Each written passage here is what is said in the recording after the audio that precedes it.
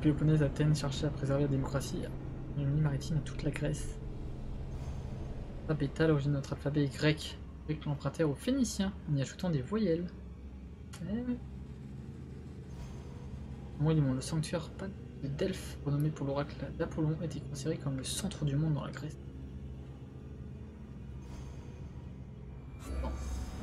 Non, sympa ces petits trucs. Je me propose hein. L'apocalypse de Mycène a déjà lieu en route. Faire du Péloponnèse. Vous voulez faire qu'est-ce qu'il y avait d'autre comme visite?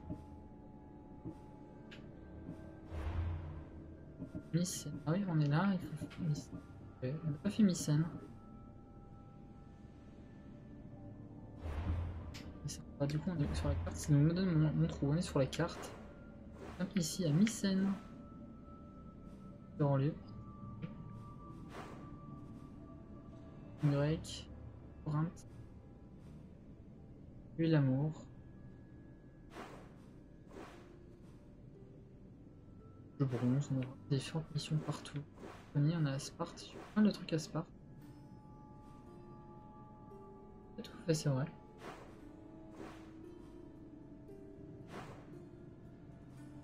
Et ah, là on a la vallée. Ah oui, il y en a où on n'a pas du tout les batailles de Pylos. J'ai fait les batailles. Ah oui, on a des endroits où il n'y a pas de visite, c'est juste des endroits à visiter en plus. Non, pas ça en fait. Olympique, ouais, aïe. Les dieux de l'Olympe. Très sympa. Oracle de Delphes. J'ai pas mal fait ceux du Athènes, j'ai même pas tout fait, j'en ai fait quelques-uns. Et bien on est parti pour aller à Mycène, hein. Allez. On nous raconte ici à Mycène. 20 minutes. Grosse visite.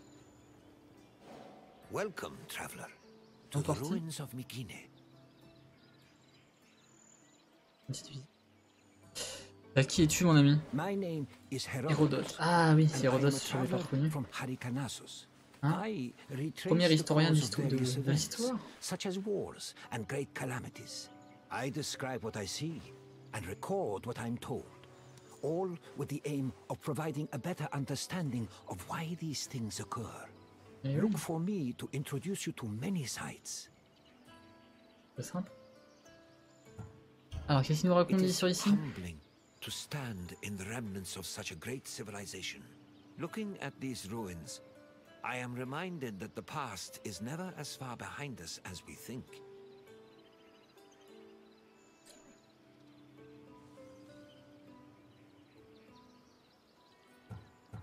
Allez, comprends visite. These are the ruins of Mykine, center of the old Mykinian civilization. It was home to great warriors and heroes. In many ways, places like Athens and Sparta stand on the shoulders of its accomplishments.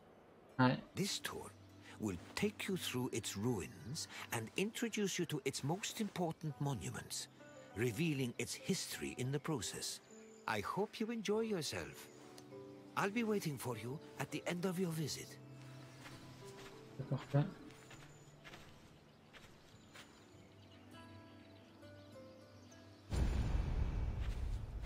Let's go. The Mycenaean civilization flourished in the late Bronze Age between 1600 and 1200 BCE. During this period, it was mainly located in the Peloponnese and central Greece. Mycenaeans were known for exploring distant lands. Notably, they battled the Hittite allied city of Walusa in a conflict that was believed to be the inspiration for Homer's Trojan War. But the Mycenaean people didn't only travel to fight. They learned much from their neighbors, the Minoans of Crete, such as how to write syllabic script on clay tablets. Such tablets provide evidence that Mycenaeans spoke an early form of Greek. They also tell of how great Mycenaean kings ruled over their warriors from opulent palaces in places like Mycenae, Thebes, and Knossos. Très sympa. La civilisation initiale d'une plus grande civilisation qui. Les cartes mycéniennes écumaient les mers et les galères, c'est les grands marins de 20 rames relatives à leur expédition outre-mer proviennent de nombreuses sources. Ils sont trouvés dans les épaves de l'âge de bronze et des égyptiens trouvés dans des palais athéniens. Pas de condition des chars. Oh, c'est encore beau. C'est dommage qu'on puisse pas tourner autour. Ça serait trop cool. Et déjà, on a l'image. C'est beau le New York Metropolitan Museum.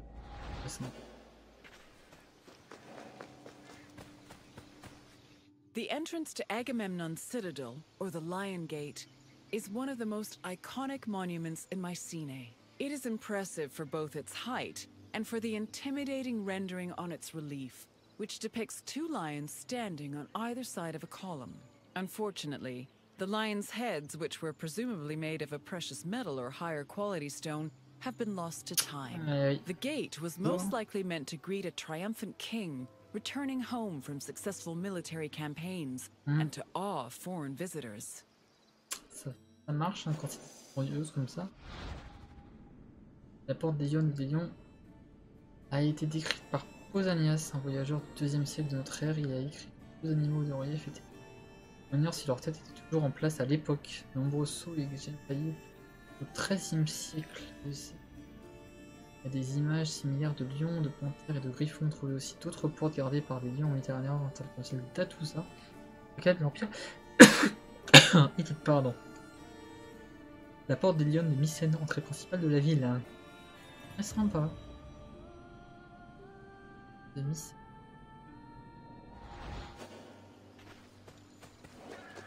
Hop. Oh, c'est trop. Ah, hein, on est dans Mycène.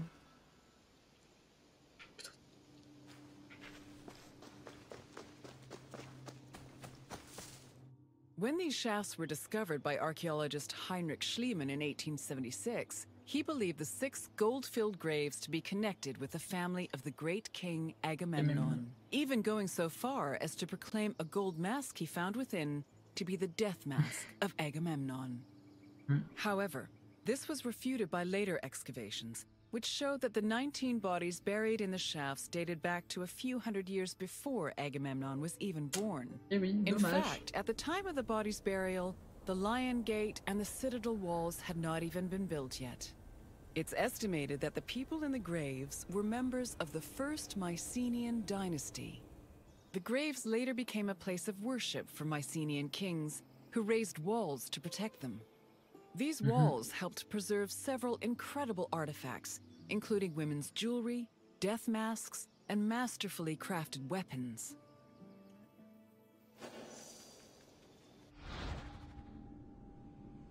Les cercles de temple présentaient une valeur monétaire élevée, mais aussi une valeur culturelle importante. Les scènes détaillées de combats et de chasse ont permis aux historiens de mieux cerner la vie des premières élites mycéniennes. En puits ou à fosse ont été abandonnés vers 1500 EC et remplacés par les plus prestigieuses tombes à Tholos ou coupoles, hein, les tombes à Tholos et tombes rondes. Ce sont un masque mortuaire d'Agamemnon. Très sympa. Encore une fois, on a des belles images, des beaux objets archéologiques. Une fois, on est à des ruines. Mycène, c'est juste incroyable. Incroyable.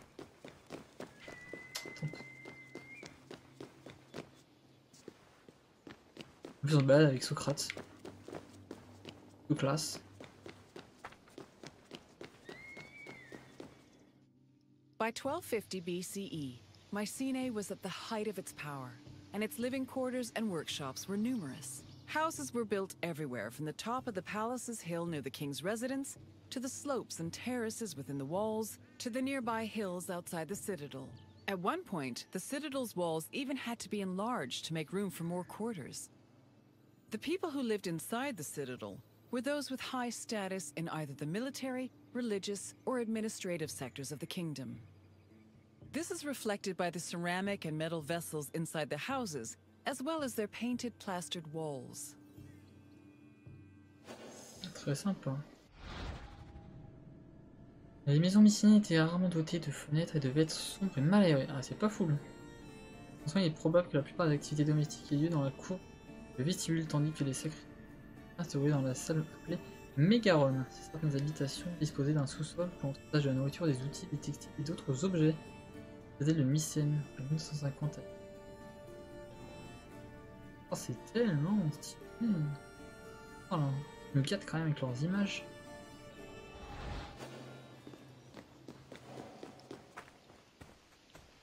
Oh, oh.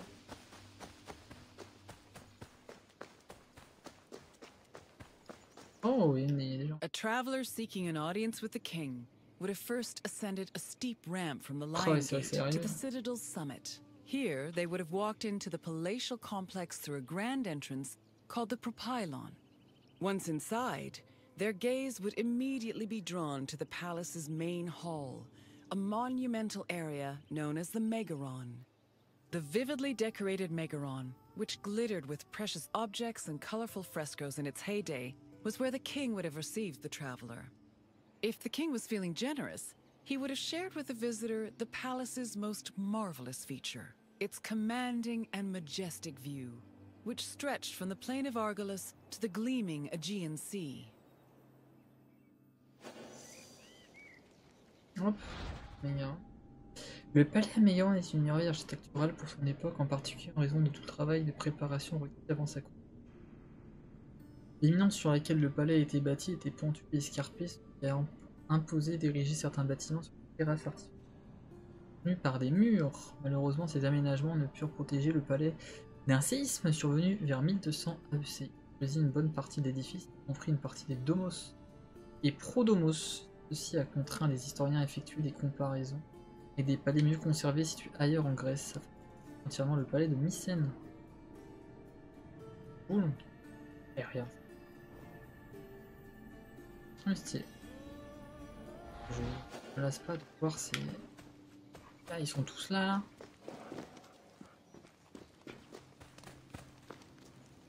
Un chinois. Je connais pas trop en costume, mais c'est cool. Oula, excusez-moi, les amis. Il y a un truc violet. C'est vrai qu'il y a des trucs qui sont hors dehors. On peut faire en plus. À chaque fois. Fondation de site découverte trouvée. Et j'ai pas. C'est vrai que j'avais oublié qu'il y avait ça. Et plusieurs légendes à propos de la fondation de Mycène. Le récit le plus connu met en scène Persée, le grand héros tueur de Méduse. Après avoir sans le vouloir tué son grand-père, Persée échangea son royaume contre celui de Mégapenthes, s'il était parent. Sans aller sur nouvelle terre, il fit tomber le sommet du fourreau de son épée, un objet appelé Mycès en grec. Interprétant le fait comme bon présage, Persée décida de bâtir une ville à cet endroit. Dans une version de l'histoire, Persée ramassa un champignon aussi appelé Mycès, et Bulot qui s'en écoula. Sauf ainsi étanché, le héros décida de l'endroit où le poussé champignon était idéal pour implanter sa nouvelle capitale. Une copie de statue en marbre du musée du Vatican réalisée par Antonio Canova. C'est du sens. Et voilà. Hein. Je sais pas si je vais me faire ban là. Entre une statue. Voilà. On n'a rien vu. Exactement rien vu. Hop.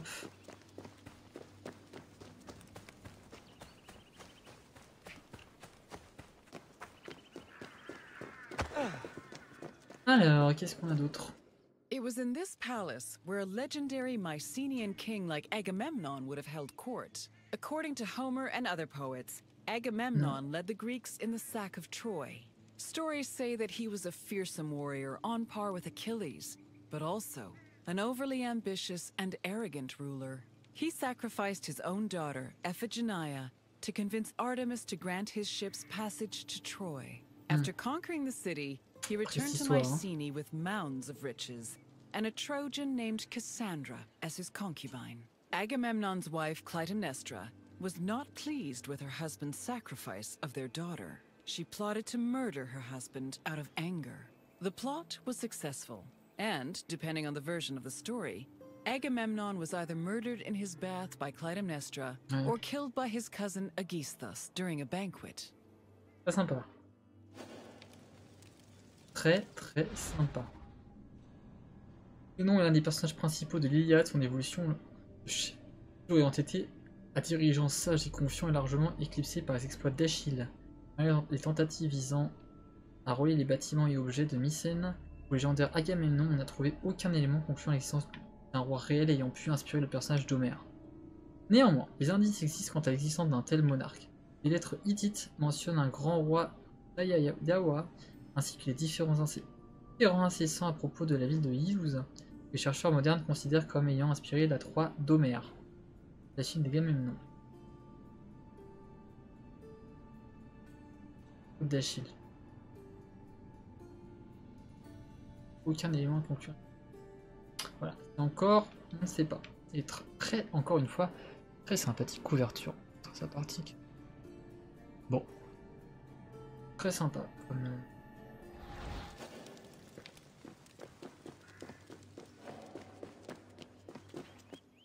On a fini, retourne vers le guide. On a vu. Très. Là, c'est que j'ai. Depuis tout à l'heure, j'ai pas regardé s'il y avait d'autres trucs à faire, mais voilà. C'est très simple. On peut monter à l'échelle? Ouais, on peut monter, ça se fait des trucs là? Non, il y a pas. On peut se balader un peu. Cool. On va dans l'explo. Et descend. Hop, descend. Yeah. Non, il n'y a rien du tout. Non, pas grand chose. On va balader un peu. Pour la carte. Ah, on en a fait un, il y en avait un là. Ah, on peut les faire après. Et j'ai pas fait tout à l'heure, mais peut-être que je vais les faire. Du coup.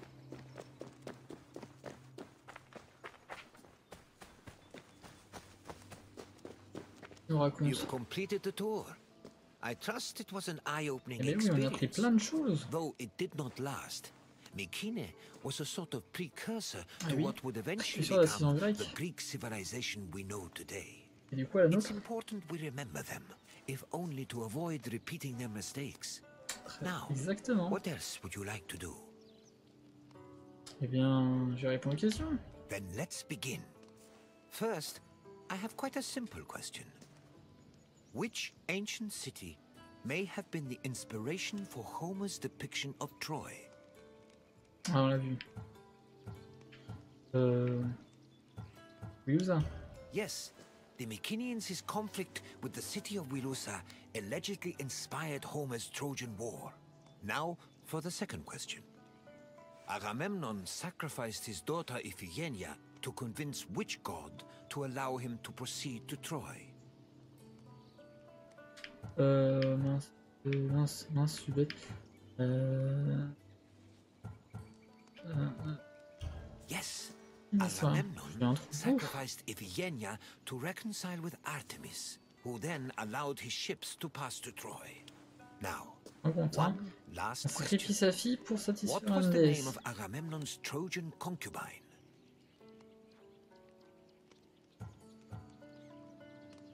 Cassandra. Correct. Following the sack of Troy, Agamemnon sailed home with the Trojan prophetess named Cassandra. You've studied the ruins well, traveler.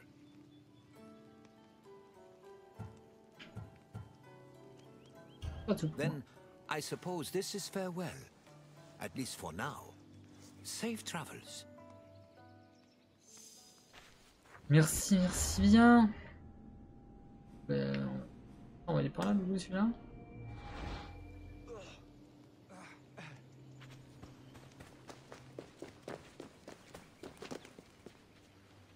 Alors, attends, non, il est par là. Attends, non. C'est pas ça. Ah, c'est ça. Un petit cheval. Ah, on a un cheval. Y. Montons sur le cheval, hop. On va utiliser.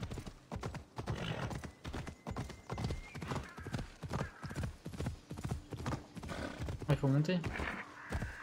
Est-ce qu'il s'est sauté? Il grimpe ou pas? Ah, il grimpe, ce crotte, mais quel homme, quel homme! Terne.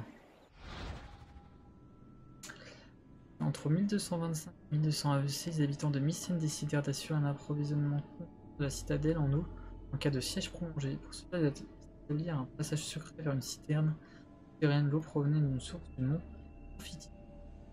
Sicilias voisin et rejoignait la citerne par des tuyaux souterrains en argile. La station se tarit, mais à l'époque hellénistique, une autre citerne fut construite en surface afin de recueillir l'eau de pluie. Incroyable quoi.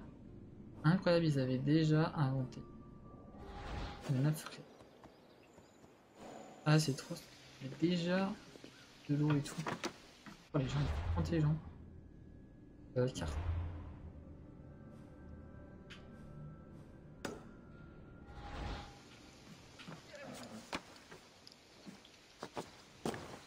Allez. Puis le destrier. Oh là là, mets-moi. Il gagne un peu de temps quand même.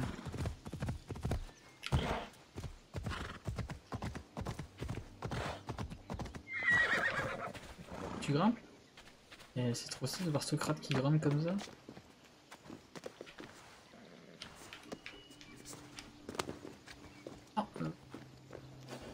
Allez. Déclin de Mycène à RIP.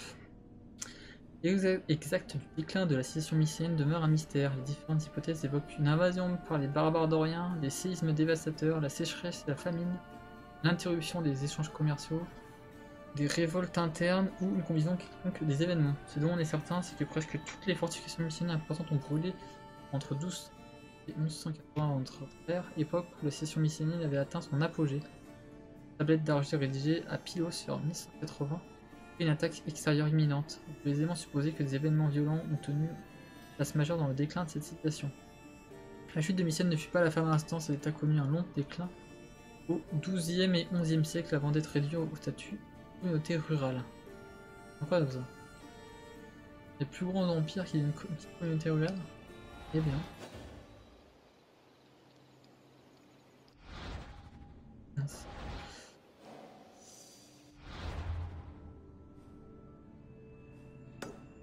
Oh.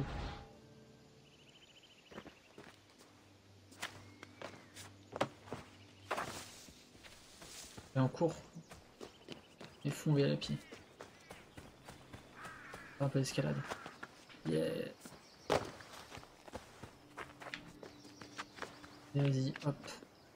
Bon, il reste une frite quand même, hein. Et vas-y, Socrate, t'es trop. Socrate second.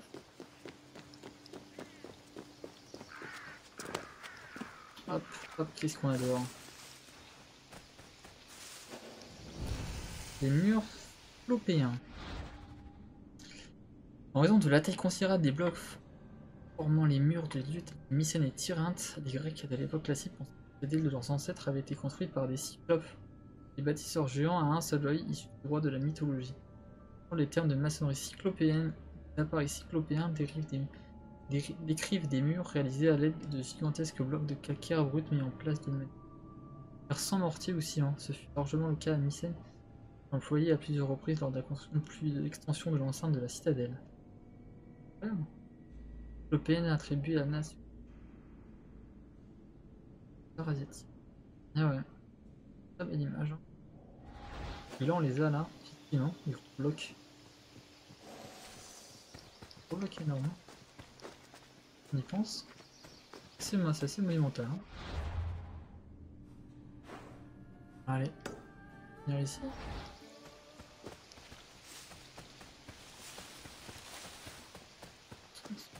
Et coucou, une patte dans la forêt. Hop hop hop. On va voir là. Pour des mythes là. La tombe d'Agamemnon. Forcément. Eh oui. Au IIe siècle de notre ère, Pausanias écrivit que les ruines de Mycène recelaient des chambres souterraines. Le père d'Agamemnon et d'autres rois de Mycène avaient proposé leur trésor. Il mentionna aussi l'existence de plusieurs tombes, dont celle d'Agamemnon. Lorsque Henry Schliemann commençait à fouiller Mycène dans les années 1870, il supposa que les vastes édifices en feu extérieur de l'enceinte étaient les trésors dont parlait Pausanias, et surnomma le plus vaste trésor d'Atrée. Il crut aussi avoir trouvé la tombe d'Agamemnon dans le cercle de tombes A. Et par la suite que les suppositions de Schliemann étaient fausses, et pendant quelque temps les historiens pensèrent que le prétendu d'Atrée était en réalité la tombe d'Agamemnon. Hélas, ceci aussi avait la faux, parce que le monument fut daté de 1350-1250 AEC, des années avant la naissance présumée Agamemnon. Et oui, dommage. Et de la prétendue tombe d'Agamemnon. Qui n'est pas la tombe d'Agamemnon.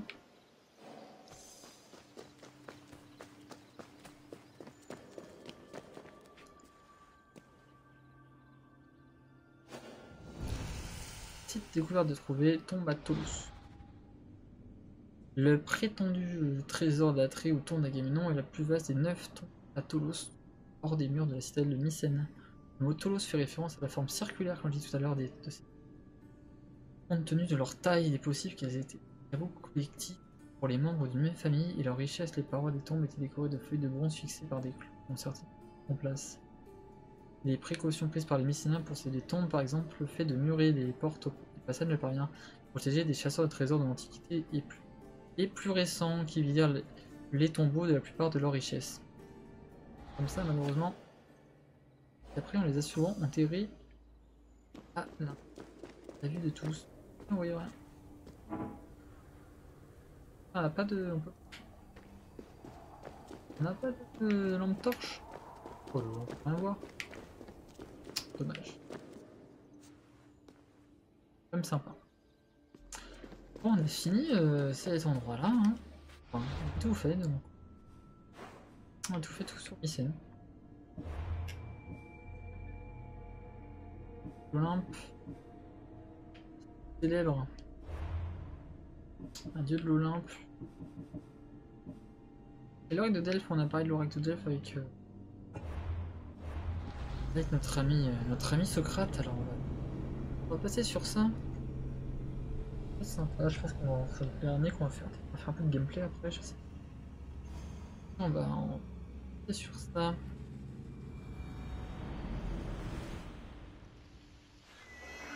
Alors, le premier Hérodote. Here, visitor, and welcome to this sacred site. Delphi is an amazing place to visit if you're looking for information. I've come here on several occasions in search of answers to some particularly puzzling questions, and sometimes I even found them. This is Delphi, home of the renowned oracle. Greeks considered it the navel of the world.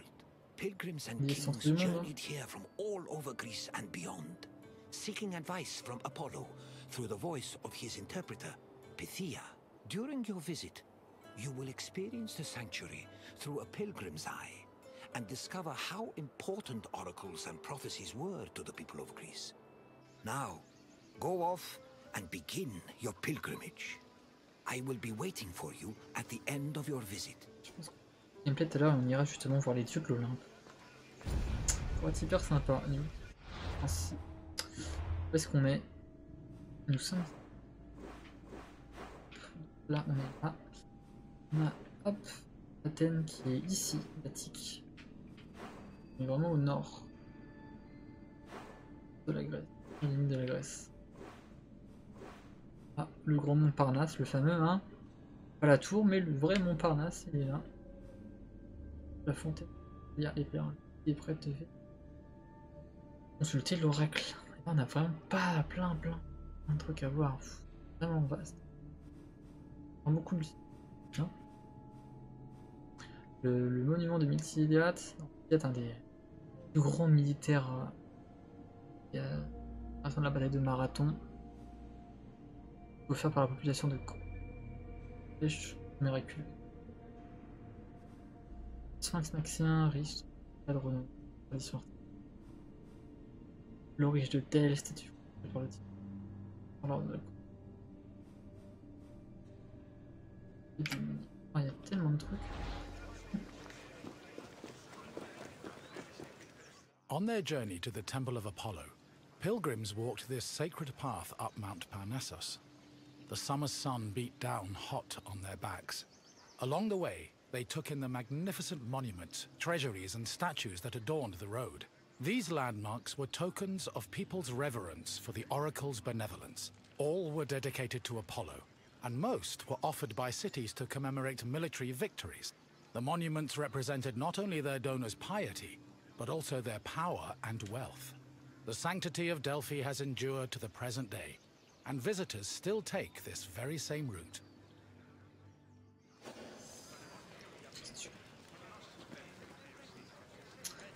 C'est sympa.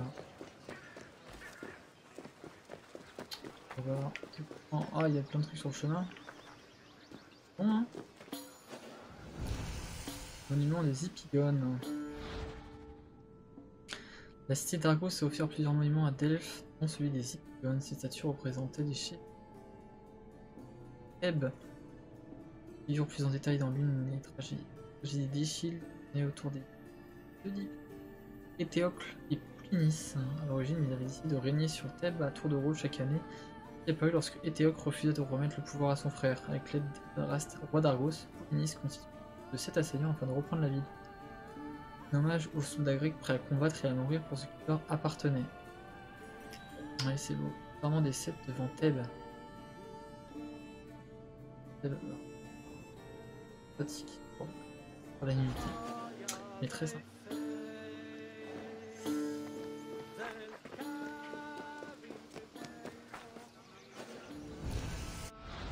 Le trésor de Si. Non. Lors de la Grèce antique étaient de petits bâtiments semblables à des temples qui abritaient des dieux. Ils ont un vestibule avec 2 colonnes en façade. La colonne remonte à la fin du 6e siècle avant l'ère commune et élevé sur un édifice plus ancien et intégré des éléments de bâtiments érigés durant la j'ai un ouais, parce que c'est un autre Clisthène du coup, c'est pas le même que j'ai mentionné tout à l'heure. Et Sicyon démantelèrent ces bâtiments à la mort de Clisthène et en utilisèrent des parties dans ce trésor afin de marquer le début d'une nouvelle ère de l'histoire politique de Sicyon. La terre de Sicyon, hop. Encore. Ça c'est plus.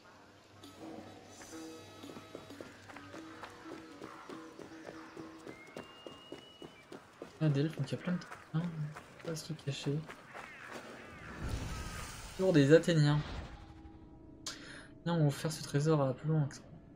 490 et 485 après leur victoire sur les Perses à Marathon.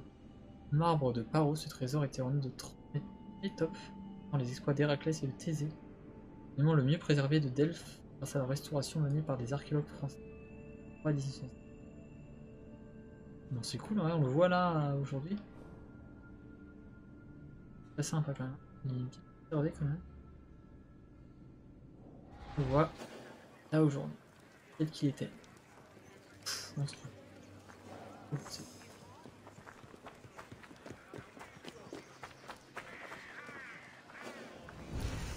Boulethorium de Delphes. Ah, les boulettes.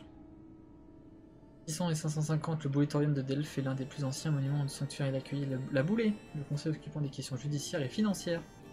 On a parlé encore dans l'épisode 1 du podcast. Qu'est-ce qu'un Boulethorium?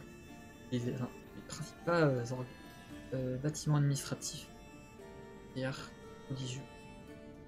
Le gouvernement était composé de citoyens tirés au sport, tout, mais en règle générale, pour un an, à Delphes, 30 boulettes étaient nommées cannées à raison de 15 tous les 6 mois.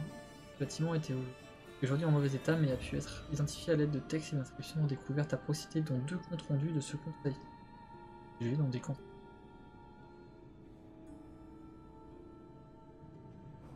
Oh, belle pièce. Oh. Exios, oh, la récompense débloquée. Bon, on dit qu'il faut aller par là-bas. On finira à la fin.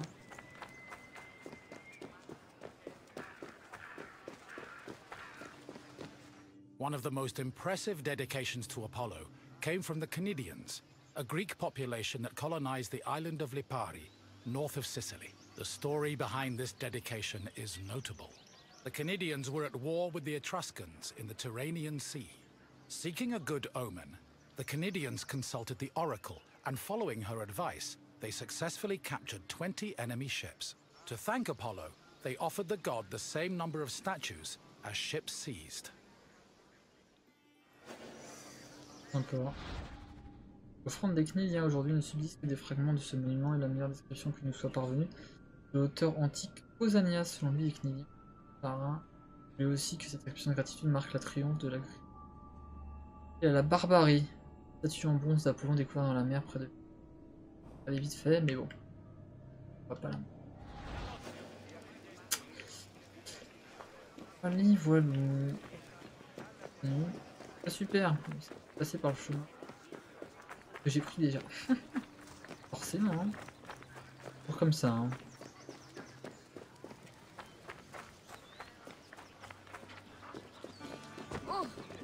Next to the Naxian Sphinx stood a simple structure to display offerings from the Athenians, most of which were spoils of war. In particular, these offerings, called ex-votos, were prows of sunken Persian ships. The Athenians built the portico after their naval victory over the Persians in 478 BCE.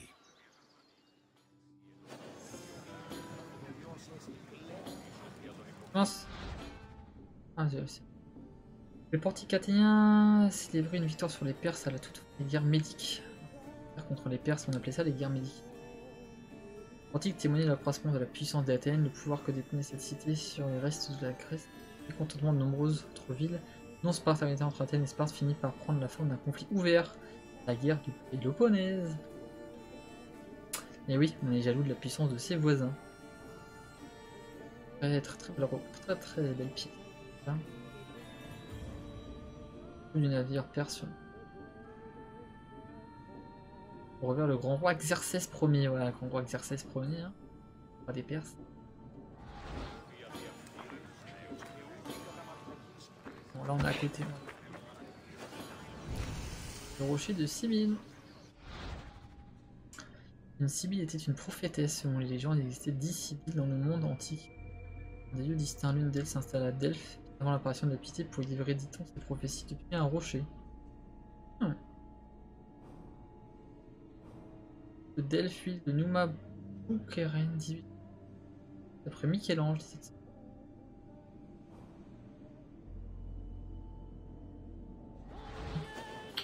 Ils ont tout à cette époque-là. C'est moins complexe que nous.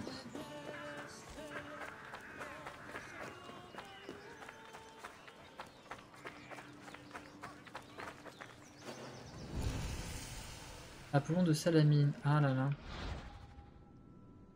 L'Apollon de Salamine se trouvait devant le temple d'Apollon et fut offert à Delphes après cette victoire navale de Thémistocle.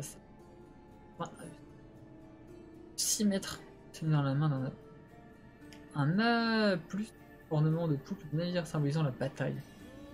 Il est quand même stylé. Hein. Là on a quoi? La bataille de Salamine.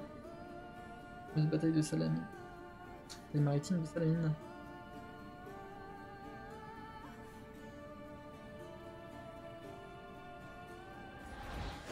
Il est là du coup, ouais. Très bien. Ouais, ok. Alors, il y a beaucoup de monde qui veut consulter aujourd'hui. Pas sur cette avance. Once arriving before the temple, pilgrims wishing to consult the oracle had to first pay a tax. This tax gave them the initial right to approach the altar of Apollo and make an animal sacrifice to the god. But before proceeding to the Pythia, the preliminary ritual had to succeed. If the animal reacted favorably and showed signs of acceptance to the god, it was sacrificed, and the pilgrim would be allowed to enter the temple to question the Pythia. C'est sympa.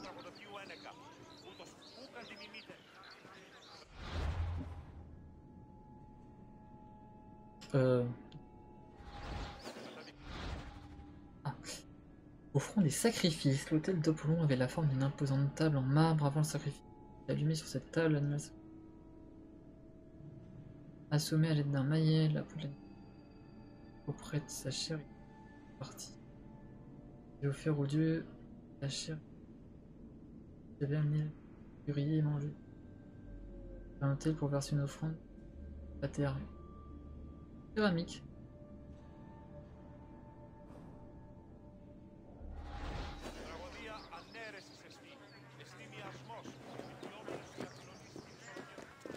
At last we arrive at the Temple of Apollo, where the oracle relayed her prophecies. The temple was the final destination of those seeking an audience with the Pythia, and its appearance matched the majesty of its purpose. Atop its imposing columns, the structure's pediments displayed famous mythological scenes, sculpted by the renowned Greek artist Antenor. But as grand as the temple looked from the outside, it paled in comparison with what happened within. Ah non, c'est pas clic. On a... Non, je vois. At last we arrive. Ah voilà. La Tellurine au 7e siècle. C'est le temple d'Apollon brûla en 548, mais fut reconstruit à la fin du 10e siècle. Grâce au financement d'une famille aristocratique athénienne. Nouveau détruit par un séisme. Et forcément, il nécessita de nouveaux travaux de construction qui furent menés par l'architecte Tard. Cette fois, il tient debout jusqu'en 300 ans de notre ère, à laquelle il fut détruit par l'empereur romain Théodose. Super, il a été condamné à mourir, je crois. Voilà, très bien. Ça c'est un beau temple. But the temple of Apollo. The temple was the atop it, but oh, je l'avais déjà.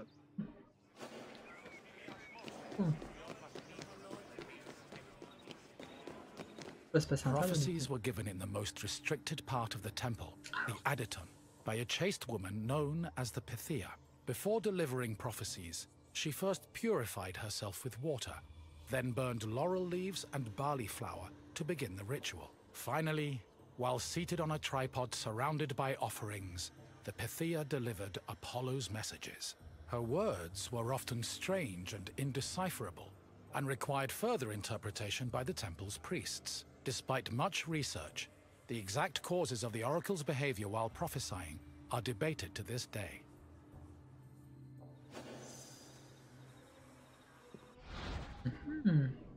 La pitié était souvent incompréhensible pour les simples mortels et devait être interprétée par les prêtres. Crésus, célèbre pour sa richesse, se méprit à propos d'une des prophétesses de l'oracle, alors qu'il lui avait demandé quelle serait l'issue de la guerre qu'il s'apprêtait à déclarer. L'oracle dit la chute d'un royaume. Hélas pour Crésus, ce fut son royaume qui tomba dans les mains. Le roi Égée consultant la pitié d'intérieur. Ah bon.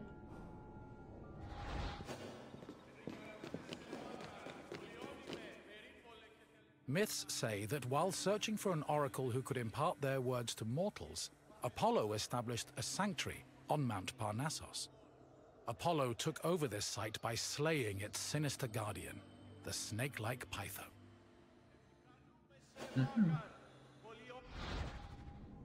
Pour les Grecs, les combats entre Python et la fondation de l'oracle sont sanctuaires et symbolisaient aussi le triomphe de la civilisation sur les forces du chaos. La victoire de Zeus sur Tyr. Ou Héraclès sur divers monstres.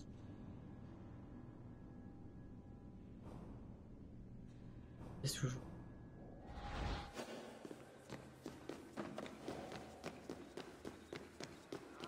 Ouf. Your visit is complete. I hope you now understand how important this sanctuary was, and how it affected the lives of people both in the Greek world and beyond its borders. To be honest, I could speak about Delphi all day, but what would you like to do now? Eh ben, je suis prêt pour une question. You wish to test your knowledge. Let's begin with a simple question. Je sais pas ce qu'il va nous poser. What did the oracle use to purify herself before her predictions?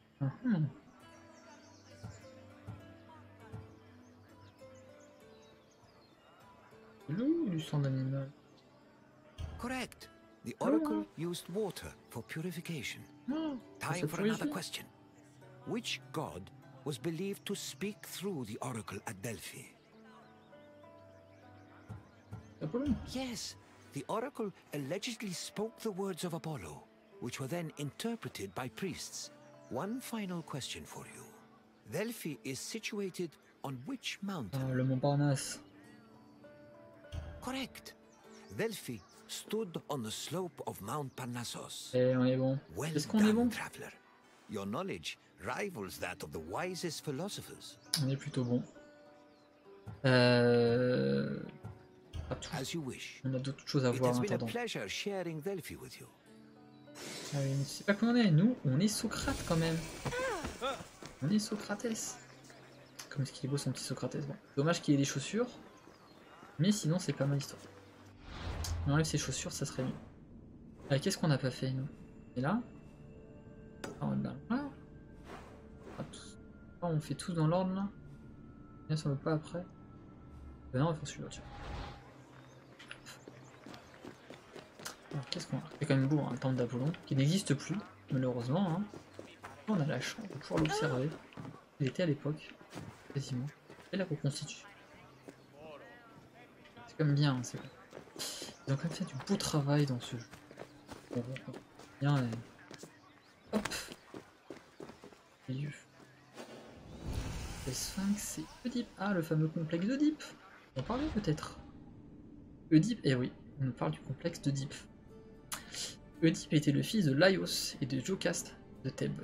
Son père vivait dans la terreur d'une prophétie émise à Delphes. On est à Delphes. Il prédisait que son fils le tuerait et se marierait avec son épouse. Par conséquent, il fit expédier le nouveau-né, erreur, dans les montagnes afin qu'il y meure.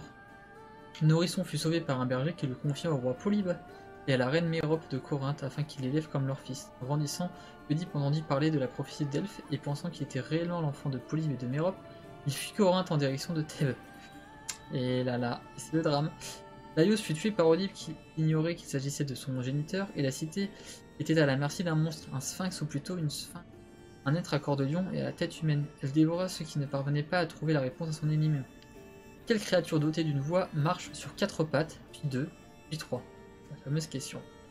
Oedipe répondit que l'homme commençait par se déplacer à 4 pattes avant de marcher sur 2 jambes, une fois vieux d'avoir besoin d'une canne pour l'aider à se déplacer. Étant irrésolu, le sphinx tomba du haut du rocher et se dévora elle-même. Selon les versions, Oedipe devient roi de Thèbes et épousa Jocaste, sa mère. Il accomplit ainsi à son insu la prophétie, ce qui fit de lui l'une des figures les plus tragiques de la mythologie grecque. Oedipe devant le sphinx de rouge. Très sympa, très joli. Encore une fois, on a des belles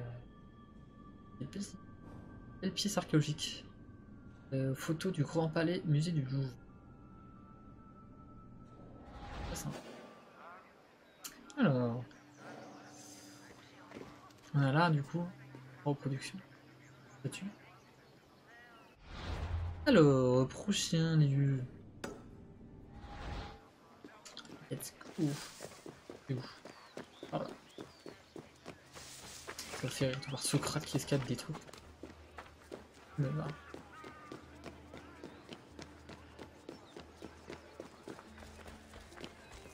Laissez-moi passer, je suis Socrate. Théâtre de Delphes. Ah, ça c'est... Le théâtre de Delphes se trouvait au-dessus du temple d'Apollon. Il offrait une large vue sur le sanctuaire et la vallée en contrebas et sa capacité d'environ 5000 spectateurs. Le théâtre accueillait divers concours artistiques, en particulier lors de compétitions telles que les Jeux. Ces concours comprenaient des pièces, des lectures, de poésie, des représentations musicales qui n'étaient pas seulement destinées au public, mais aussi à Apollon, dieu, entre autres des arts. Et là, on voit à quoi ça ressemble aujourd'hui. Oui, il reste plus grand chose de la cité de Delphes malheureusement. Donc on a le théâtre, on a comme on a vu tout à l'heure le petit temple de Delphes qui est encore préservé. Enfin, le bâtiment mieux préservé grâce d'archéologues. Au début du XXe siècle. Très simple. Et du coup, on va voir à quoi il représente. Voilà, là on le voit aujourd'hui. Enfin, à l'époque, il est représenté. Donc là, les statues. Incroyable, c'est impressionnant quand on voit la taille des statues. On voit le théâtre en lui-même. Oh là là. Monter pour voir la vue un petit peu qu'on avait des gramins. 5000 personnes comme qui pouvaient se trouver là. Et là, on avait une vue toute la vallée, quoi. Incroyable.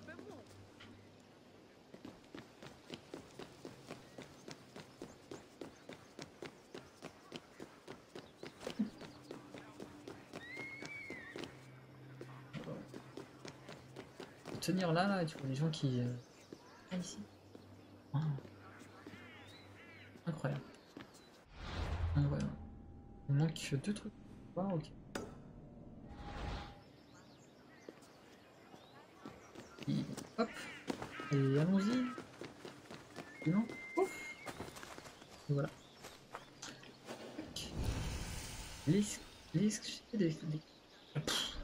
Lécher des Kniliens. Oula, je ne sais pas parler. Les points parlés. Bâti par les Kniliens entre 475 et 450, la Lecce était un lieu de réunion renommé pour abriter 2 peintures de Polygnote et Tassos, un des artistes les plus célèbres de la Grèce antique. En Pausanias, elle représentait la prise de Troie, et une Nekia, rituel d'invocation des morts. Lecce fut très probablement érigée après la bataille de l'Eurymédon, 776 AEC, permis de libérer Cnide ou Cnidos, du joug perse. La bataille de Marathon reconstruction de la peinture de Polygnote. Ah, stylé! Stylé. On voit. Ah, c'est quand même pas mal précis, hein. C'est bien fait. Mais Marathon. Ah, on va être rentré à l'intérieur, est-ce qu'on voit des trucs? Et là, on voit la belle frise. Ah. Oh là, ils ont des frises.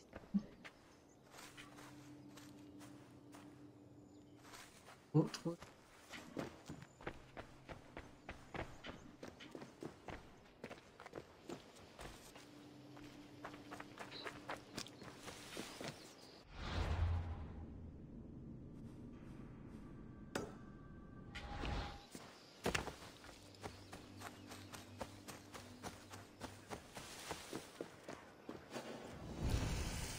Découverte, trépied de platé et palmier de l'Eurymédon.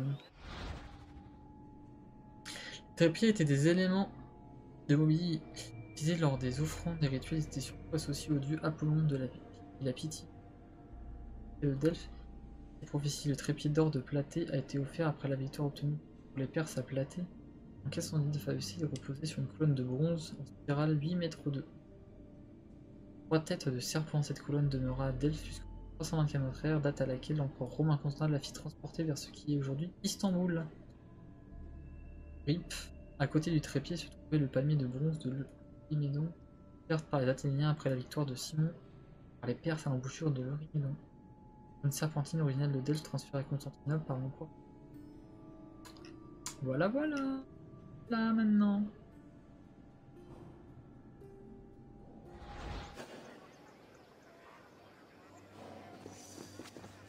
Sympa. Et là, on a fait tour. Et 23h40. Qu'est-ce qu'on fait? On a fait pas mal de tours. Oh, on a débloqué de nouveaux personnages. On a plusieurs personnages. On a Cassandre, qui est la personnage principal féminin. On a Alexios, qui est le personnage principal masculin. On va incarner l'un ou l'autre. Touzan, considéré l'ami d'Alcibia. D'Alcibia, on a vu, c'était un des disciples de Socrate. Là, il y a Hassan. Ça, c'est Vif, ça, c'est un vrai personnage. Général spartiate durant la guerre du Péloponnèse. Archimados, roi de Sparte, ayant contribué à conclure un accord avec Périclès afin de mettre fin à la guerre du Péloponnèse. Il a combattu contre Périclès. Alcibiade, qu'on a vu, homme d'État et chef militaire athénien, qui a aussi été spartiate, transfuge. Socrate, là, qui est avec nous. Alors, de la méthode qui porte son nom. Pythagore, le mathématicien. Un triangle n'est jamais tenu en hypothèse. Qu'est-ce qu'on a d'autre?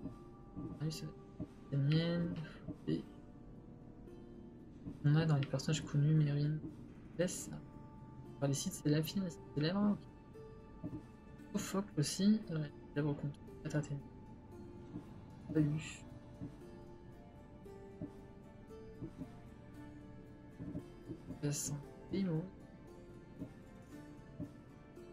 Avec quelques réels qu'on peut encore débloquer.